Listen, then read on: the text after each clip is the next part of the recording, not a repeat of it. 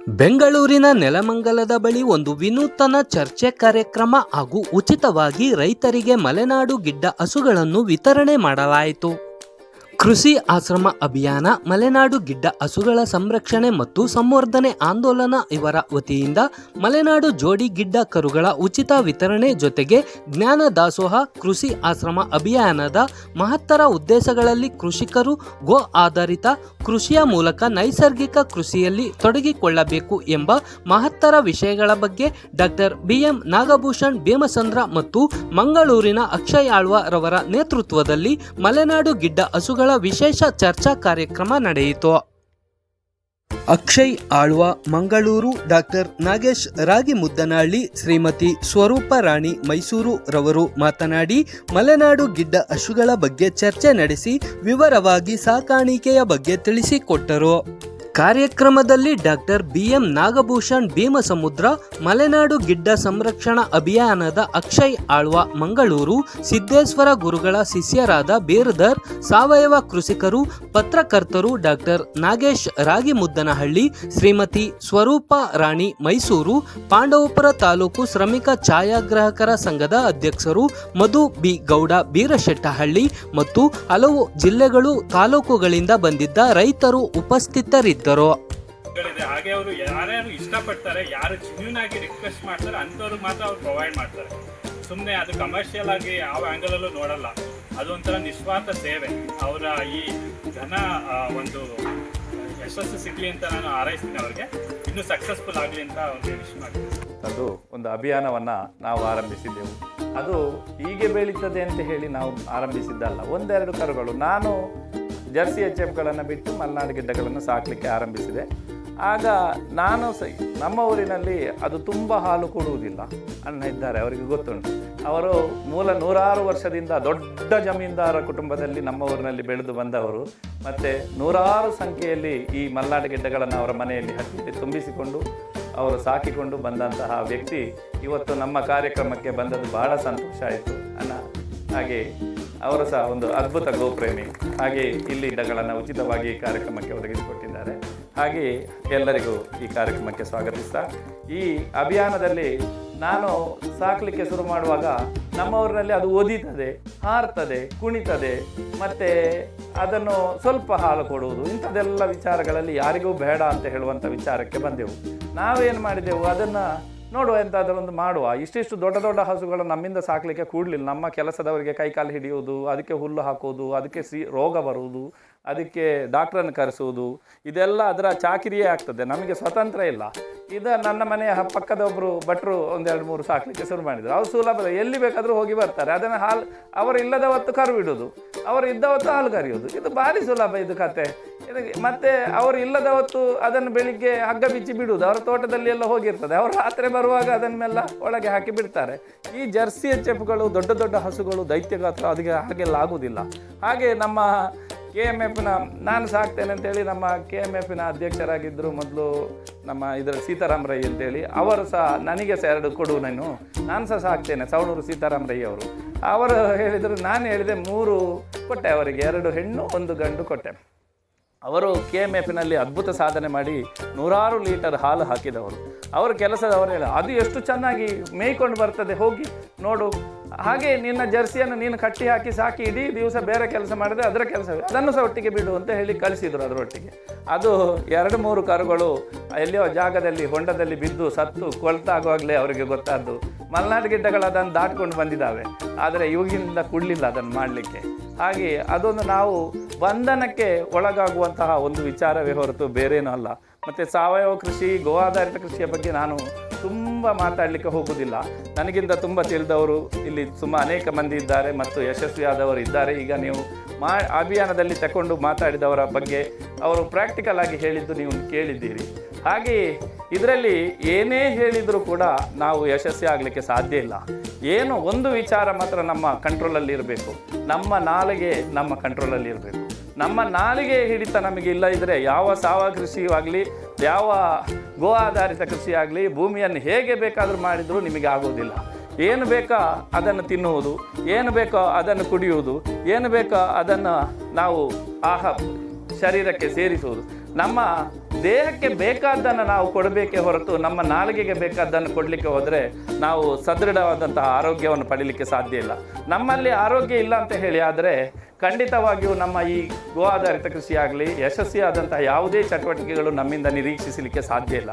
ಈಗಿನ ಆಹಾರ ಪದ್ಧತಿಯಲ್ಲಿ ಯಾವುದೇ ರೀತಿಯಾದಂತಹ ಎಲ್ಲ ವಿಷಯುಕ್ತ ಪ್ರತಿಯೊಂದು ಯೂರಿಯಾ ಅಂತ ನಾವು ಹೇಳ್ತೇವೆ, ಯಾವುದು ಆ ಯೂರಿಯಾ ನಾವು ಹೇಳುವುದು ಗಿಡಕ್ಕೆ ಹಾಕ್ತಾ ಇದ್ದೇವೆ, ಕೆಮಿಕಲನ್ನು ಗಿಡಕ್ಕೆ ಹಾಕ್ತಾ ಇದ್ದೇವೆ, ತೆಂಗಿಗೆ ಹಾಕ್ತಾ ಇದ್ದೇವೆ ಅಂತ. ಅದು ನಾವು ತಿಂತಾ ಇದ್ದೇವೆ, ಅದು ನಮಗೆ ಗೊತ್ತಾಗ್ತಾ ಇಲ್ಲ. ಯೂರಿಯಾವನ್ನು ಒಂದು ಟೊಮೆಟೊ ಗಿಡಕ್ಕೆ ಹಾಕಿದ್ರಿ ಅಂತ ಹೇಳಿದರೆ ಅದರಲ್ಲಿ ಸೊಂಪಾಗಿ ಟೊಮೆಟೊಗಳು ಬರ್ತವೆ. ಆ ಟೊಮೆಟೊದಲ್ಲಿ ಯೂರಿಯಾ ಇರ್ತದೆ. ಆ ಯೂರಿಯಾ ಎಲ್ಲಿಗೆ ಬರ್ತದೆ? ನಿಮ್ಮ ಸಾಂಬಾರಿಗೆ ಬರ್ತದೆ. ಆ ಸಾಂಬಾರಿಂದ ಎಲ್ಲಿಗೆ ಹೋಗ್ತದೆ? ನಿಮ್ಮ ದೇಹಕ್ಕೆ ಹೋಗ್ತದೆ. ಆಗ ಏನಾಗ್ತದೆ ಅಂತ ಹೇಳಿದರೆ ಆ ಕೆಮಿಕಲ್ ನೀವು ಡೈರೆಕ್ಟ್ ಕನ್ಸಂಪ್ಷನ್ ಮಾಡಿದಾಗೆ ಆಗ್ತದೆ.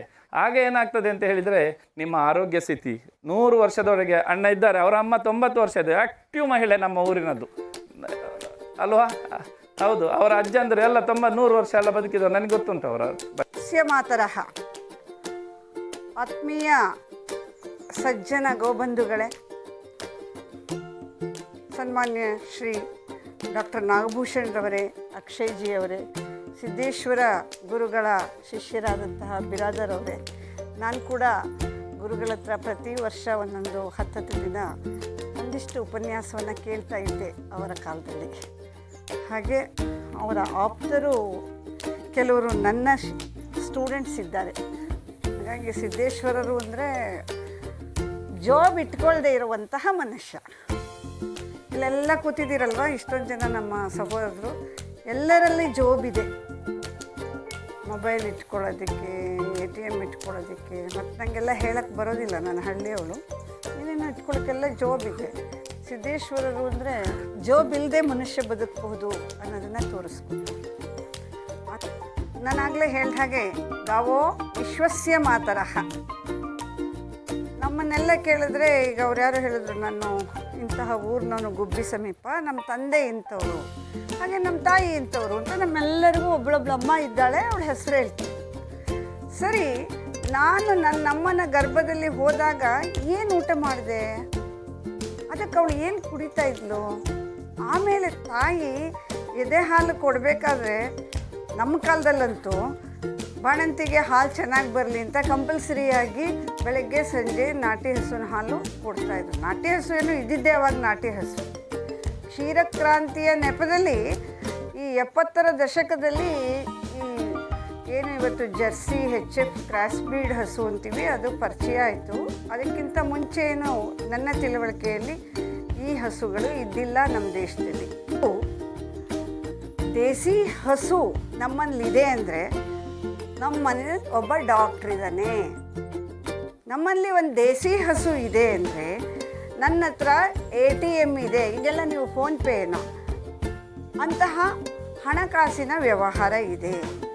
ಹಾಗೆ ದೇಸಿ ಹಸು ನಮ್ಮಲ್ಲಿದೆ ಅಂದರೆ ಒಬ್ಬ ಬೆಸ್ಟ್ ಕೌನ್ಸಿಲರ್ ನಮ್ಮ ಜೊತೆಗಿದ್ದಾನೆ. ನಾನು ಡಾಕ್ಟರ್ ನಾಗೇಶ್ ರಾಗಿಮುದ್ದಳ್ಳಿ ಅಂತೇಳಿ ಪಾಂಡವಪುರ ತಾಲೂಕು, ಮಂಡ್ಯ ಡಿಸ್ಟ್ರಿಕ್ಟ್. ಮೂಲತಃ ನಾನೊಬ್ಬ ಶಿಕ್ಷಕ ವೃತ್ತಿಯಲ್ಲಿ ಹೋಗಬೇಕಾದವನು. ಬಟ್ ಅದು ಶಿಕ್ಷಕ ವೃತ್ತಿನ ನಾನು ಹೋಗದೆ ನಾನು ಪತ್ರಿಕಾ ವೃತ್ತಿಯನ್ನು ಆಯ್ಕೆ ಮಾಡ್ಕೊಂಡು ಈಗ ಪತ್ರಿಕೆಯಲ್ಲಿ ಕೆಲಸ ಮಾಡ್ತಾಯಿದ್ದೀನಿ.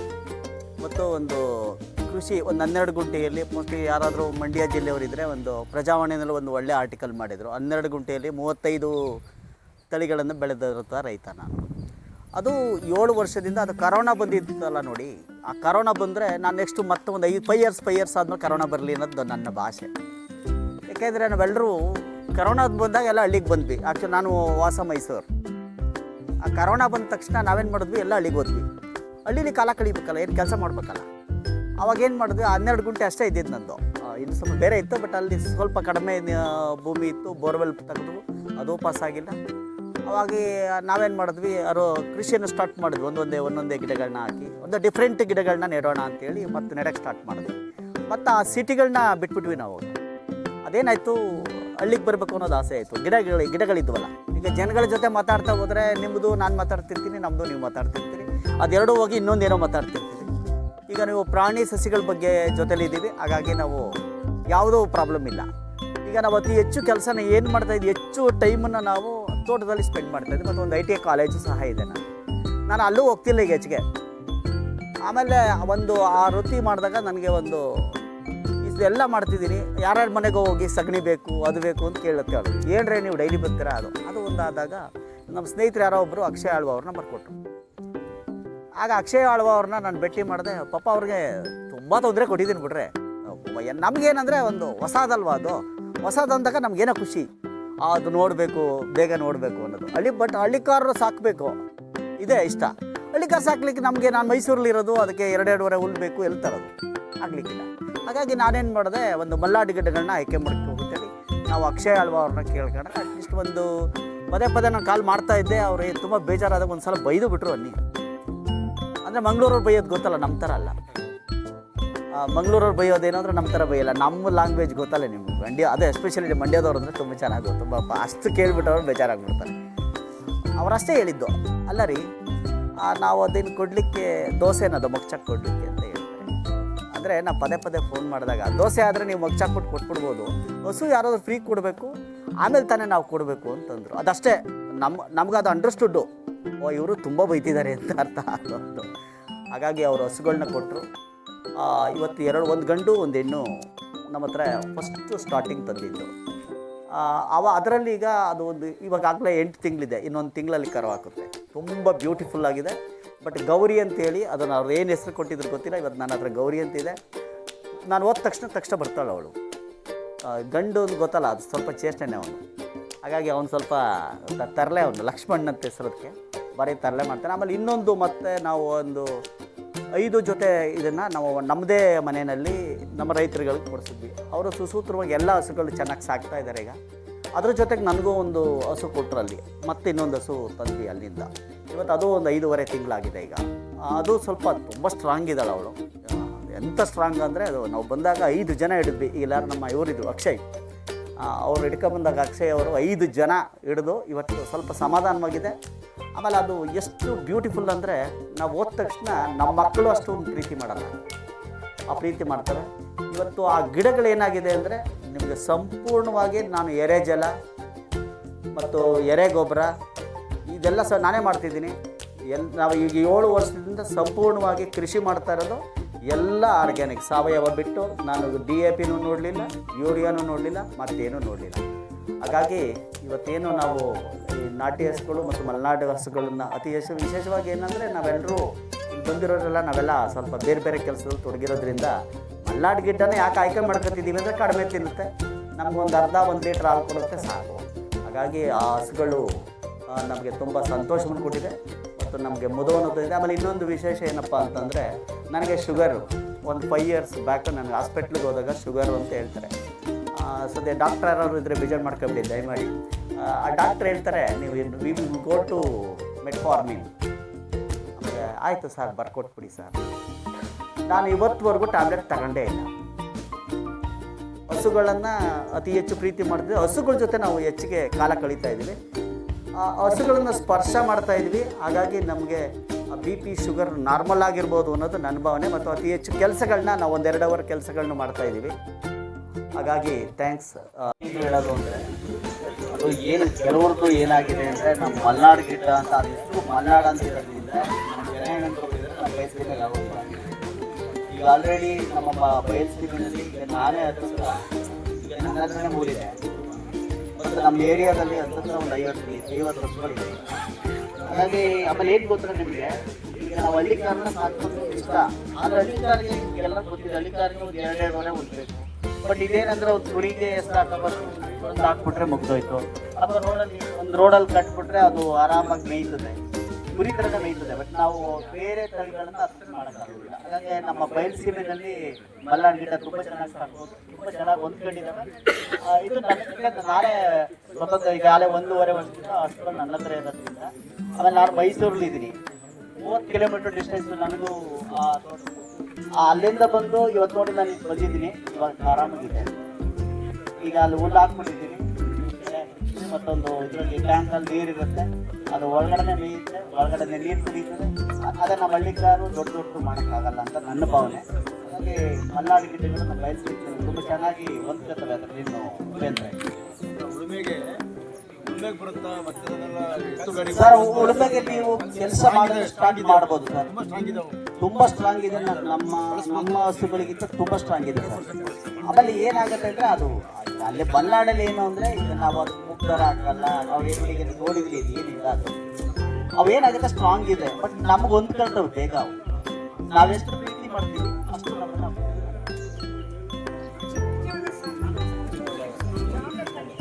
ಅದೇ ಮೇಡಮ್. ಈಗ ಯಾರೋ ನಮ್ಮ ಈಗ ಮೇಡಮ್ ಯಾರೋ ಒಬ್ರು ಹೇಳ್ತಾ ಇದ್ರು, ಈಗ ದೊಡ್ಡ ಈಗ ನಮ್ಮದೇ ನೋಡಿ ಅದು 16 ಬೈ 16 ಇದೆ. ಶೆಡ್ಡು ನಮ್ಮದು 16 ಬೈ 16 ಇದೆ. 7 ಕುರಿ ಇದೆ ನನ್ನ ಹತ್ರ. 7 ಕುರಿ ಅದು ಮೇಲ್ಗಡೆ ಹಾಕಿರ್ತೀವಿ. 50 ನಾಟಿ ಕೋಳಿಗಳಿದ್ದಾವೆ, ಒಂದೆರಡು ಟರ್ಕಿ ಇದೆ, ಪಾರವಾಳಗಳಿದೆ, ಎಲ್ಲ ಥರದ್ದಿದೆ. ಮತ್ತು 3 ಹಸುಗಳನ್ನ ನಾವು ಸಾಕಿದ್ದೀವಿ. ಅಲ್ಲಿಗೆ ಎಷ್ಟು 16 ಬೈ 16ರಲ್ಲಿ ಇಷ್ಟು ಇದೆ ಸರ್. ಹಾಗಾಗಿ ನಿಮಗೆ ಜಾಗದ ಸಮಸ್ಯೆ ತೊಂದರೆ ಇದೆ. ಎಲ್ಲಿ ಕರೆದ್ರೂ ಮಲ್ನಾಡು ಗಿಡ್ಡಗಳಿಗೆ ನೀವು ಎಲ್ಲೇ ಕರೀರಿ ನಾನು ಬರ್ತೀವಿ ಅಂತ ಹೇಳಿದ್ದಾರೆ. ಮತ್ತು ಮೊನ್ನೆ ನಮ್ಮದೇ ಒಂದು ಕಾರ್ಯಕ್ರಮ ಆಯಿತು, ಅದರಲ್ಲೂ ಹೇಳಿದ್ದಾರೆ ಮಲ್ನಾಡು ಗಿಡ್ಡಗಳು ಮತ್ತು ಅಕ್ಷಯ್ ಆಳ್ವ ಅವ್ರನ್ನ ಅವ್ರು ಬಂದಿರಲಿಲ್ಲ ಅವತ್ತು, ಬಟ್ ಅವತ್ತು ಬೇರೆ ಕಾರ್ಯಕ್ರಮ ಆಗಿತ್ತು. ಹಾಗಾಗಿ ನೀವು ಎಲ್ಲಿ ಮಲ್ನಾಡು ಗಿಡ್ಡಗಳು ಪ್ರಮೋಟ್ ಮಾಡ್ತೀರಿ ಅದಕ್ಕೆ ನಾನು ಪ್ರಮೋಟ್ ಮಾಡೋಕ್ಕೆ ರೆಡಿ ಇದ್ದೀನಿ, ನೀವು ಕೊಡೋಕ್ಕೆ ರೆಡಿ ಇರಬೇಕು. ಮತ್ತು ಚಂದ್ರಶೇಖರನಾಥ್ ಸ್ವಾಮೀಜಿಯವರು ಮುಂದಿನ ತಿಂಗಳು ಈ ಫೆಬ್ರವರಿ 10ಕ್ಕೆ ಅವ್ರದ್ದು ಒಂದು ಹುಟ್ಟುದಬ್ಬ ಇದೆ. ಆ ಹುಟ್ಟುದಬ್ಬಕ್ಕೆ ನಮಗೂ ಸಹ ಒಂದು 50 ಜೊತೆ ಅಂತ ಹೇಳಿದ್ದಾರೆ. ಇವತ್ತೇನಾದರೂ ಸಿಗೋದಾದರೆ ನಾವು ಮತ್ತು ಅಕ್ಷಯ್ ಇವತ್ತು ಭೇಟಿ ಮಾಡ್ತಾಯಿದ್ದೀವಿ. ಹಾಗಾಗಿ ಮಲೆನಾಡು ಗಿಡ್ಡಗಳನ್ನ ನಾವೆಲ್ಲರೂ ಸೇರಿ ಮಲೆನಾಡಿಂದ ಇಲ್ಲಿ ಬಂದಿದೆ, ಬಯಲುಸೀಮೆನಲ್ಲೂ ನಾವು ಸಾಕ್ಬೋದು ಅನ್ನೋದನ್ನು ತೋರಿಸೋಣ. ನೀವು ಮಲೆನಾಡಿಂದ ನಮಗೆ ಹಸುಗಳನ್ನ ಕೊಡ್ತಾ ಇದ್ದೀರಿ, ನಿಮ್ಮೊಂದಿಗೆ ನಾವು ನಿಮ್ಮ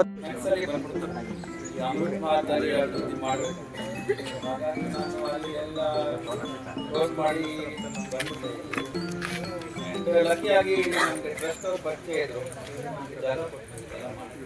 ಸೊ ಒಂದು 2 ವರ್ಷದಿಂದ ನಾನು ಮಾಡ್ತಾ ಇದ್ದೀನಿ. ಜೀವಾಮೃತ ಬಿಟ್ಟು ನಾವು ಇಲ್ಲಿ ಏನು ಬಳಸಲ್ಲ, ಬರೀ ಜೀವಾಮೃತ. ಅದಕ್ಕೆ ಏನಂದ್ರೆ ಒಂದು ಚಾಲೆಂಜ್ ನಮಗೆ ಫಸ್ಟ್ ಏನಂದ್ರೆ ನಮಗೆ ದೇಸಿ ಹಾಕಲು ಬೇಕಾಗ್ತದೆ. ಈ ಸುತ್ತಮುತ್ತ ಎಲ್ಲರೂ ಸಿಗ್ತದೆ ನಮಗೆ ದೇಸಿ ಹಾಕು. ಸೊ ತರೀಕೆರೆ ಬೆಟ್ಟಲ್ಲಿ ಸುಮಾರು ಹುಡುಕಿ ಇಂಥ ಕಟಕರಿಗೆ ಹೋಗೋದು ಎಲ್ಲ ಹುಡುಕಿ ತಂದು ನಾವು ಇಲ್ಲಿ ಸ್ಟಾರ್ಟ್ ಮಾಡಿದ್ದೀವಿ.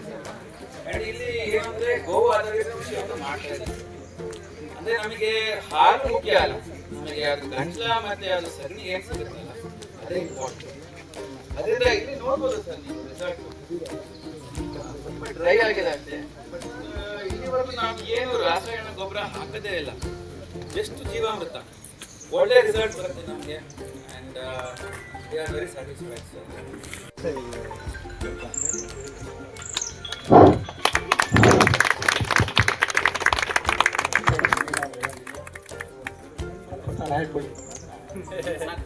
ಏನಂದ್ರೆ ಎಲ್ಲ ದೇಶೀಯ ಏನಂದ್ರೆ ಮುಂದೆ ನಿಮ್ಮ ಮಕ್ಕಳು ನೀವಲ್ಲ, ಏನಂದ್ರೆ ದನ ಸಾಕುವ ಸಂತತಿ ಕಡಿಮೆ ಆಗಿದೆ.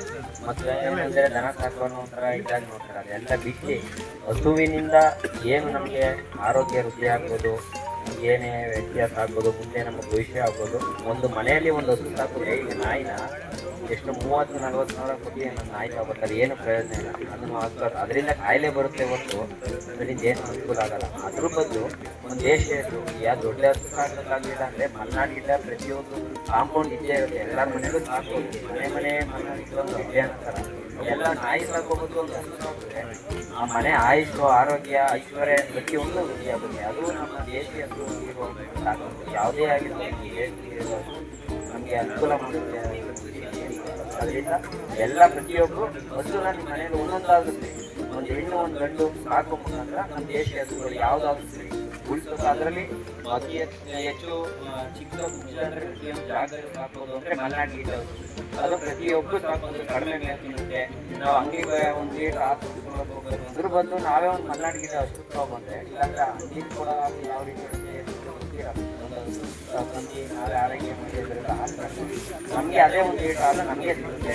ಇನ್ನೊಂದು ಲೀಟರ್ ಹಾಲು ನಮಗೆ ಮೊಸಳೆ ಹಾಕ್ಕೊಂಡು ಬೆಣ್ಣೆ, ಮಜ್ಜಿಗೆ ಪ್ರತಿಯೊಂದು ಮಾಡ್ತೀವಿ. ಈ ರೀತಿ ಎಲ್ಲ ಅನುಕೂಲಗಳಿದೆ. ಅಲ್ಲಿ ಮುಂದಿನ ಮಕ್ಕಳ ಭವಿಷ್ಯಕ್ಕಾಗಿ ಹಸುಗಳು ಬೇಕೇ ಬೇಕು. ಈ ರೀತಿ ಆರೋಗ್ಯ ದೃಷ್ಟಿಯಿಂದ ಏನಾದರೂ ನಾವು ಹಸು ಸಾಕೋಣ. ಇನ್ನು ಮುಂದೆ ಮಲೆನಾಡು ಗಿಡ ಮತ್ತು ಪ್ರತಿಯೊಂದು ದೇಶನ ಇಂಪ್ರೂವ್ ಮಾಡೋದು. ಜೈ ಶ್ರೀರಾಮ್. ಜೈ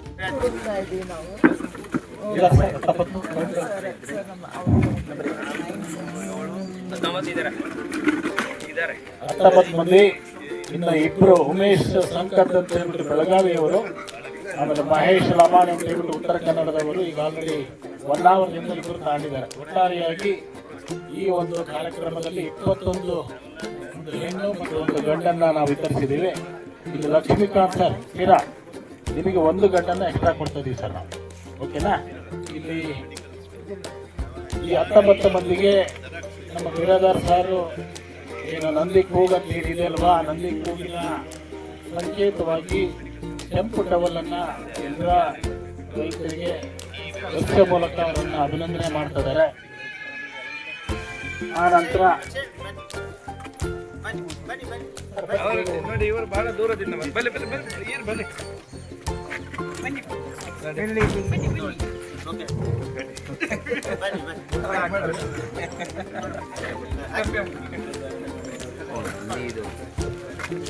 ಈ ಜೋಡಿ ಹಸುಗಳನ್ನು ಕೊಡುವಾಗ ಕೆಲವೊಂದು ಕಂಡೀಷನ್ಸ್ ಎಲ್ಲ ಹಾಕಿದ್ವಿ.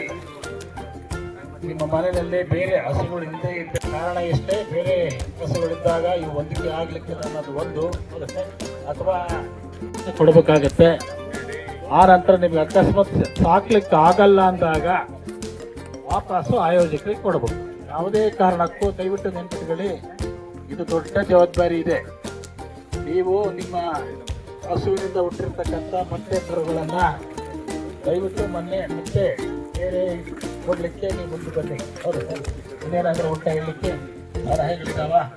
ಅದಕ್ಕೆ ದಯವಿಟ್ಟು ಎಲ್ಲರೂ ದೊಡ್ಡ ಜವಾಬ್ದಾರಿ ಹೊರ್ತಾ ಇದ್ದೀರಿ. ಆ ಕಾರಣಗಳನ್ನ ನೆನಪಿಟ್ಟುಕೊಂಡು ಇದನ್ನು ಹೆಚ್ಚಿನ ಸಂಖ್ಯೆಯಲ್ಲಿ ವಂಶಾಭಿವೃದ್ಧಿ ಮಾಡಿ ಹಿಂದೆ ನಂದಿ ಸೇನೆಗೆ ನಂದಿ ಸೇನೆಗೆ ನಂದಿ ಸೇನೆಗೆ ನಂದಿ ಕೂಗು ಅಭಿಯಾನಕ್ಕೆ ನಂದಿ ಕೂಗು ಅಭಿಯಾನಕ್ಕೆ ನಂದಿ ಸೇನೆಗೆ ನಂದಿ ಸೇನೆಗೆ बोलो भारत माता की जय। वंदे ನಡೆಯುತ್ತೆ.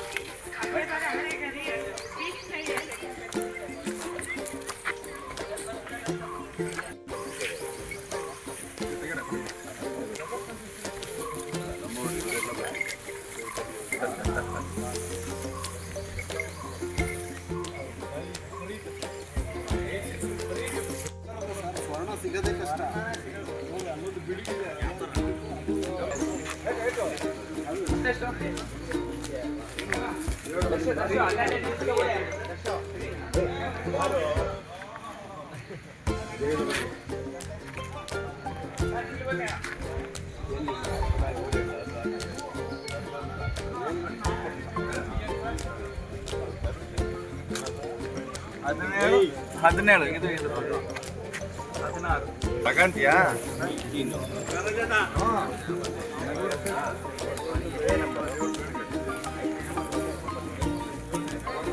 ಎಲ್ಲ ಚೆನ್ನಾಗಿದೆ ಸರ್.